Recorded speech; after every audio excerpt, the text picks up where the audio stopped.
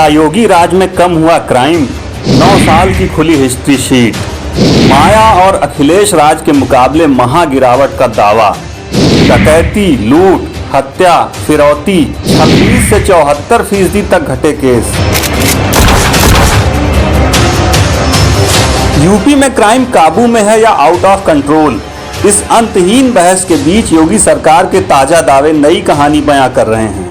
मायावती, अखिलेश यादव और अब योगी राज।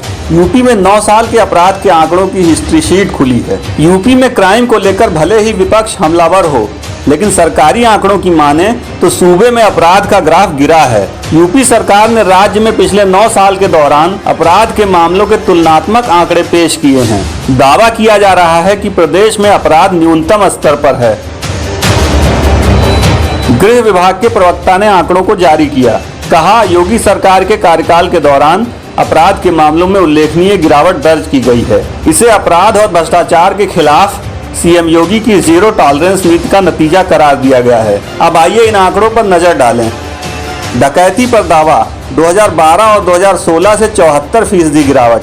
यूपी सरकार का दावा है कि डकैती के मामले में वर्ष 2016 की तुलना में 2020 में 74.5% और 2012 के मुकाबले 74.67% की गिरावट दर्ज हुई है। 2012 में सूबे की सत्ता पर मायावती और 2016 में अखिलेश यादव काबिज थे।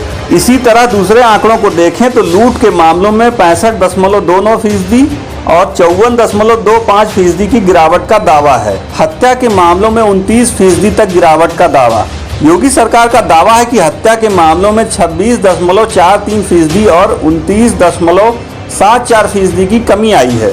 फिरौती के लिए अपराध के मामलों में वर्ष 2016 के मुकाबले 2020 में 54.55% और 2012 के मुकाबले 64.29% की कमी का दावा है। योगी सरकार के प्रवक्ता के मुताबिक बलात्कार के मामलों में वर्ष 2013 के मुकाबले 2020 में 25.94% और 2016 के मुकाबले 38.74%, जबकि 2019 की तुलना में 28.13% की कमी आई है। 1 जनवरी 2019 से 30 जून तक 922 मुकदमों में सजा। उन्होंने बताया कि पॉक्सो एक्ट के मामलों में प्रभावी पैरवी करते हुए 1 जनवरी 2019 से इस साल 30 जनवरी तक 922 मुकदमों में आरोपियों को सजा हुई है। इनमें से 5 को मृत्युदंड, 193 को उम्र कैद और 724 को अन्य सजा हुई है। वहीं राहजनी के मामलों में यह गिरावट 100% रही है।